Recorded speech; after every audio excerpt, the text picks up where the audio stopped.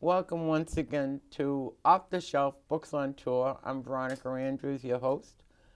Brought you a very interesting novel this time, debut novel by Daphne Kalotay. And what surprises me is she's so young. It's written by an old soul. You did so much research. You must have aged just doing the research. Russian ballerina, Bolshevik ballet. How long from inception to publication did it take? 10 years. 10 years, yeah. The first kind of germ of the story was a thought I had for a short story in 2000. Wrote that story, which was very different. At a certain point, 3 years later, when I realized the story isn't working, it's too complex, I need to let it kind of open up and breathe, had to make the decision. I'm going to do a lot of research and spend time on it. And by the time I finished it and it went to publishers, it was 2009. So it came out in 2010. Now, you're very well equipped educationally to do this. Did you always want to be a writer? Did you want to grow up and do this? I think so, for two reasons. I know when I was in elementary school, I had a little diary that somebody gave me where I would write stories or kind of, I think it was or dreams that I had that were funny and then try to kind of finish them off. And of course I could never finish them, which I think said something because when I started to actually try to write stories as an adult, I had troubles with the endings. But, and also when I went to my high school reunion, somebody came up to me and said, "Now are you a writer?" Because it says in the yearbook, "Seen writing," or "always writing," or something like that. So and you said yes? I said, yeah, but I didn't remember that from the yearbook. Wow, So. okay. And you have published before Calamity and other stories? Yes, so that was short stories, which is sort of how Well, I I cut my enjoyed teeth. this one so much, I will find that one to read Good. it. Thanks. And what amazed me was the crafting that you went through and the research. It's like all I can think of is a wicker basket. And you started with one personality and attached another and another. And the weaving must have been exhausting. It was. It took a while to figure out how to do it. And in fact, I'm so glad that you appreciated that about it, because when I first started writing it, I think I wasn't doing that weaving very well. And, I'm weaving the past with the present. And that was difficult because it's like one of these TV shows where you go back 20 years to see a clip and you really have to take It's jarring for a moment. And, and what happened was I showed it to somebody in publishing, and she said, I just like the parts in Russia. I think that you should make the whole thing really in Russia. And that wouldn't have been the story. No. But that was really important to me because I realized, okay, it's clearly not working, and I need to really make it clear to the reader that these stories are intertwined. It's not that the present is framing the past or vice versa. It's like, 25 different stories, just as our lives are. Yes. That meet and intersect and almost meet. And done very, very well. I admit I had to go back and check a Russian name here and there and make sure I had the right identity. But I think in the personalities, did you model the people after personalities, because you got them so well? Thanks. Well, it's funny. I always say the first thought that comes to me about that is the main character, Nina, in her elderly incarnation, I was basing on my grandmother, which when people have read the book, that can sound mean because she's a very cold personality in some ways. Although my grandmother's still living, she's 94, and she said her friends asked her, "How are you, this character?" And she said, well, I was thinking about that, and I don't really like many other people. But that's typical of the age holistically. And they're not really mean they're more or less isolated. That's what it is, you And know. they interact with so few, they almost forget how. Well, you know, what I wanted to show with this person is that is the situation for most elderly at a certain point, and they've lost all the people who they were closest to at a great age. But what's interesting, I think, with my grandmother is she's always really kind of liked solitude and makes the most of it. And I thought of Nina that way too, in that she grew up in these circumstances of communal living where she didn't have privacy. Right. At one point, how many people were there in the apartment with both mother-in-laws and them, and was Vera there at the same time? I mean, yeah, no, and this was real. A small space. Yes, and it that's is. real. So, so I wanted to show that also, you know, she could, at this later date in her life, really appreciate solitude and quiet and peace. And I find, and I thought it came through in the book, that they're almost afraid to attach to someone else. Yes. They have said goodbye to so many. If I don't make a new friend, if I don't care about another human being, I'm not going to feel that pain. Mm-hmm. But I love in the end that she didn't. Mm-hmm. She beat herself at her own game. Mm-hmm. Her true personality and the love that not too many people got to see came through. I thought you did I'm so glad. very good job with that. But I loved her husband's mother. Oh. The madam. Don't we all know one of them? Well, so that's funny too, because that mother-in-law character actually also is based on a real person, but it's somebody I never met. It's my grandmother's, so the same character, her mother-in-law in real life. So this was in Hungary, post-World War II. Everything had, you know, the Soviets had occupied Hungary and communalized everything. And my grandmother wanted to marry this man and move. She had been widowed in World War II and had these 2 little kids, wanted to move in with him, to marry him. Mm-hmm. But it meant there had to be room for her and 2 children. And so even that was a complication. And then there's this mother-in-law who, like Madame in the book, was somebody who had been of a much higher stature in society. Aristocratic, yes. From the word go. And she could not adapt to that. And I heard anecdotes about her, and I'm sure she wasn't as bad as this character in the book. I hope not. But I did. I mean, I stole the line in the book where Nina says, "People think I left Russia to escape communism. I wanted to get away from my mother-in-law." That was something my grandmother would say. And think of it, you know, you're all on top of each other in that apartment, and she could not adjust to that. And as an anecdote, I'll add that recently my grandmother told me that, in fact, the man she married, the reason he was single was that when this change happened, his wife, who had also, of course, been aristocratic in this way, she actually killed herself rather than have to make this transition. When they have grown up amongst affluence, and everybody's done. I lived when I was just out of high school. I lived in a woman's hotel in Boston, and every fall, 800 young college students would come. We'd hide for 2 weeks. They did not know how to iron. Yeah, they did not know how to make a bed. They didn't know how to sew on a button, how to get $1. Right. All they did was cry. It was, and I think that's why sometimes I'm harder on my kids. I don't ever want them to be there. Yes. And the helplessness. Right. We have a good life. We are well provided for, but you better learn how to make a bed. You better know how to do dishes. To tell the story how the dishwasher broke and I didn't replace it until the 3 older girls learned the symmetry.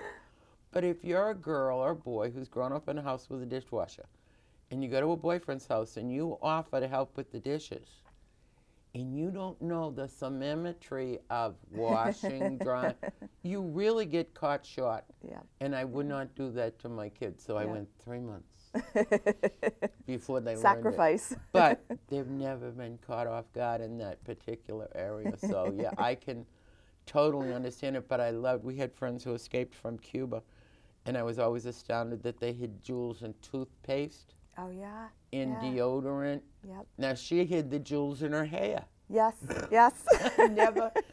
Never thought of that, but that's not. And today they'd probably look for them there and pull them out by the roots, but Yeah. and nobody could comb her hair but the son. I love that, those little things that you put in there. That Oh, good. I giggled as much as I went. I giggled. I thought you did a very good job. Thanks. Now the history, the amber, the jewels.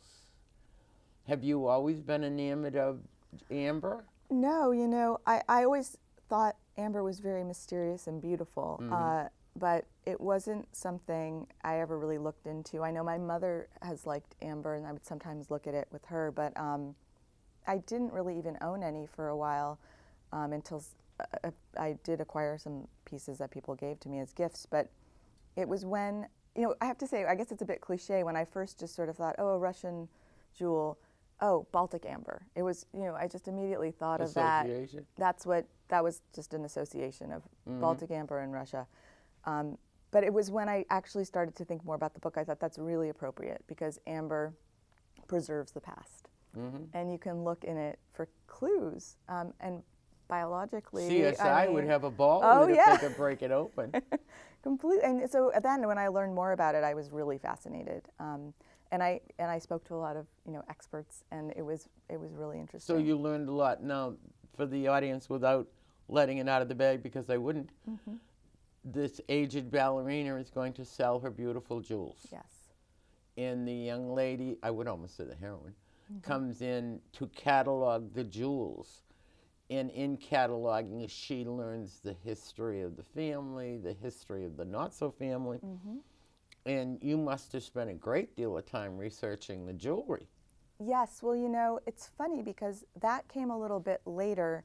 I was so worried when I started writing this that I would get something wrong in terms of Russian history, or the culture, the politics, something that They come after you. I just thought, I want this Better to be do this really right. true. I want it to be right. So I spent so much time on that I was really pushing the jewelry stuff to the side. And then there was a point where I thought, I'm just going to spend some time on the jewelry. So I went to, I live in Boston, so Skinner, the auction house there, has a fine jewelry department. And I spoke to one of the experts there, went to some auctions also, and then I got a couple of good books. I just felt like I just need to know enough about the jewels.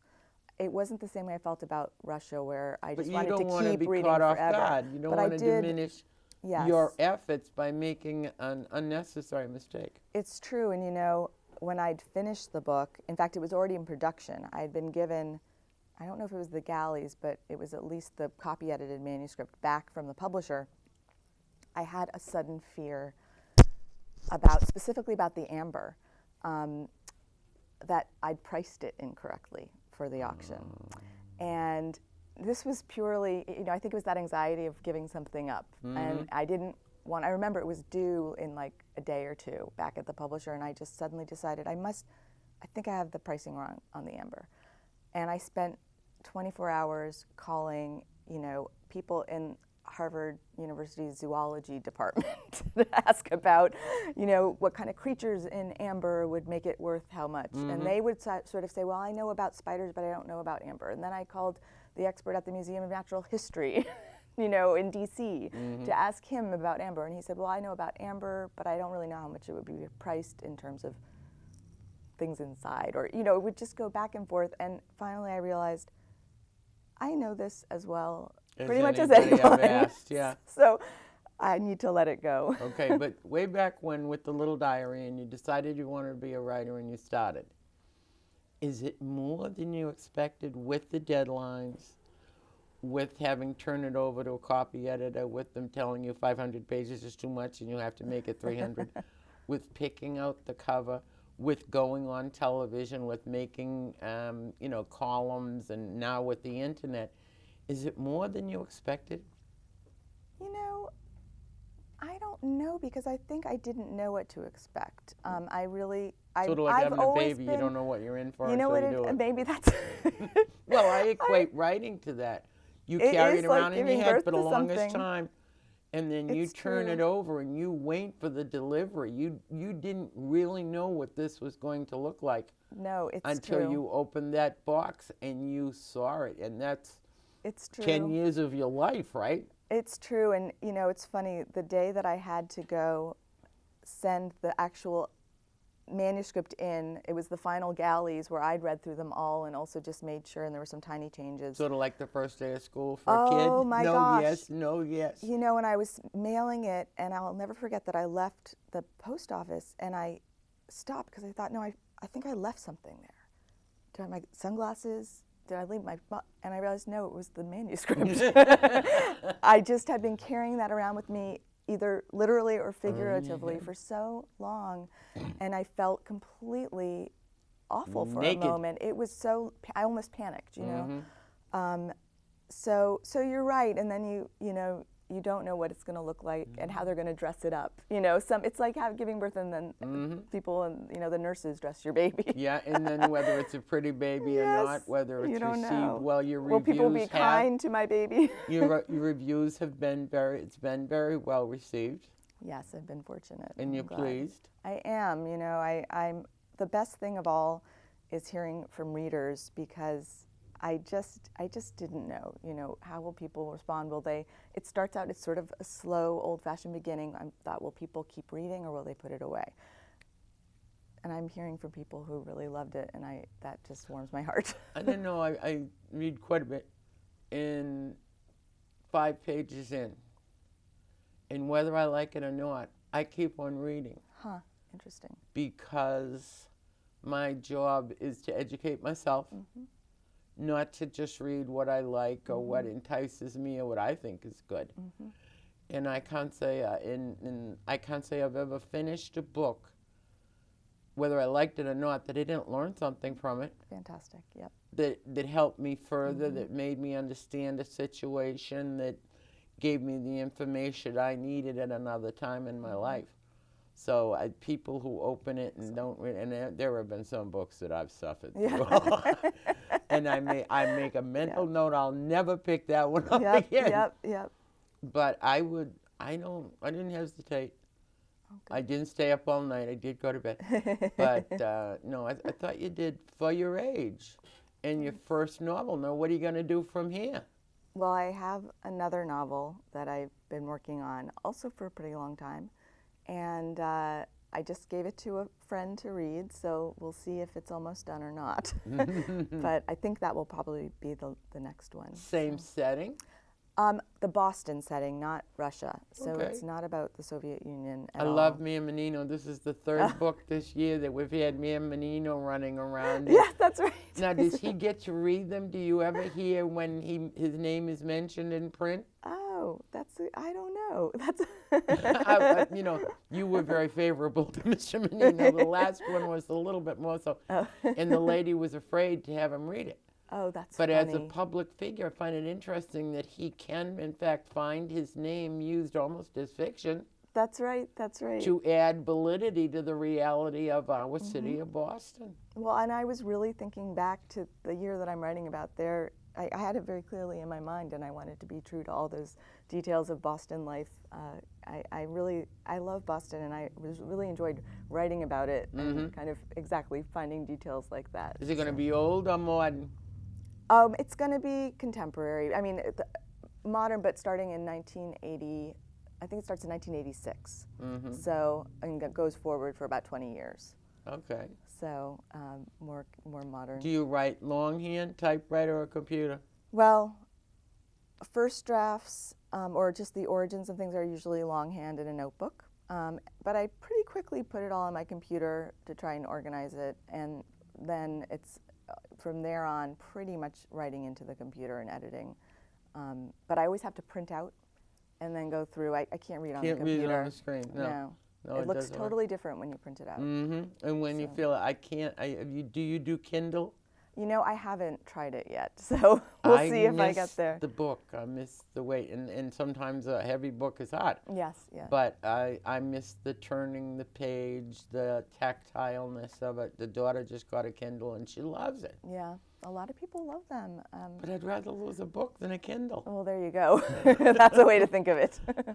I mean, in this day and age, you remember this, you remember that, you remember this, and you get somewhere, you're going somewhere today to pick up an umbrella. That's right. There you go. I mean, so don't give me a Kindle. Yeah, it's just another thing I have to charge and another thing I have to fix. And well, also I like with books that you can lend them to people and they get passed around, and I like that idea. And I know sometimes people will come and have me sign a copy and say, oh, well, I'm going to read it and then I'm going to give it to my mom. And, I like that about them. So yeah, my kids and I swap books all the time, and they will often give me books that I wouldn't pick up. But as with Harry Potter, did you read Harry Potter? I read the first one. I read them all. To find children so entranced. Yes. I wanted to know why. Yeah. I wanted to know what was there that had them lined up at a bookstore at night. And old as I am with the gray hair, I could walk into a room of 25 children bouncing off the walls and pull out a Mrs. McGonagall spell. That's good. And we were immediately friends. It gave a level ground. And I find with the books that the kids and I share, it starts a conversation for me from my generation, from where they're coming. And very often it's a common ground for things that mums and daughters don't usually discuss. Wonderful. What did your family think of the book finished product? I think they were really pleased. Part of it, I think, because I was really trying to describe an experience that was part of my father's side of the family. And I think that they liked that. And I think a lot of people were looking for themselves in it. I know my aunt called and was like, I kept looking for myself and I couldn't find myself in the book. And then finally, in the hardcover, there's a photograph of me outside in a coat. And she said, I found myself in the coat because I was wearing her coat. So, I think they like that about it. And It's better than negative. Why did you do that to me? That's but right. I couldn't get There wasn't any of that. Did you ever count the personalities that are in the story? You know what? I didn't. It was when I got the first copy editing. Copy editors have to be so specific, and they make these timelines. And so I got a character list, and every single character mentioned, they have the name and who it is. And if it's an important character, they'll have a timeline. Born in this year, went to school, Boy, they married. ought to send that to me when they send me the Well, book. there you go. I thought, this is amazing. It's a map of What, 25? It was probably that many, and I kept it actually because it was pretty amazing to go, wow, I created this world. Send it to me, will you? Because I still don't have them straight. I sat at the table last night. I mean, the Russian names I won't even try, but you definitely know the minute you look at them that they're Russian, and that can't be easy as a writer either because you really don't want to defame anybody.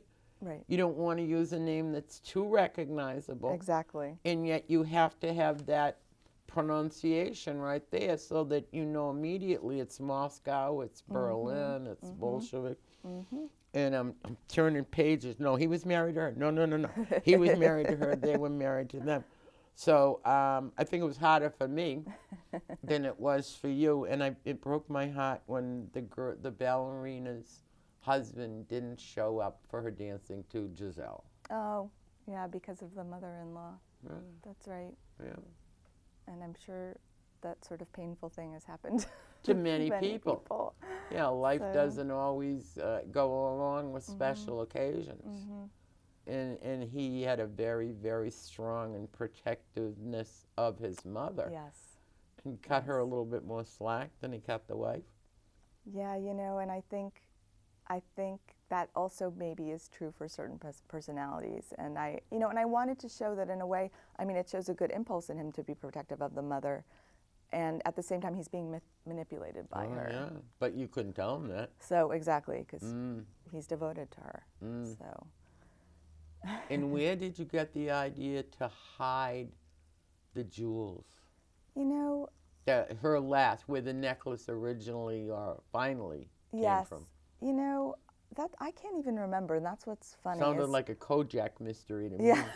But it made total sense. Yeah. Yeah, no, I can't. It's funny. It took me a long time to figure out the mystery so that it would make sense, and I wanted to be satisfying and not be too easy to figure out. So No, it wasn't. took me a long time. But it wasn't baffling. It Good. didn't hurt my brain. Good. Very good. Exercise, you know, I did have to remember, I did have to zero in on the name, but it did flow very, very smoothly into where it belonged. Good, good, good. So you will continue to do this forever and ever? I sure hope so. That's my plan. And it is everything that you wanted it to be? Anything you didn't? No, you know, it's still kind of amazing when I look over and go, oh, right, I wrote that book, and somebody else can read it. Good for you. And enjoy it. The time is up. We're all done. That was wonderful. Thanks. Thank you for coming. lovely Will to you meet please you. bring your next book to us? I would love to. We would love to have you come back. Thank you so much. Thank you for being here. That's it for today on Off the Shelf Books on Tour. Veronica Andrews, Russian Winter. Very well done. You will enjoy. Bye.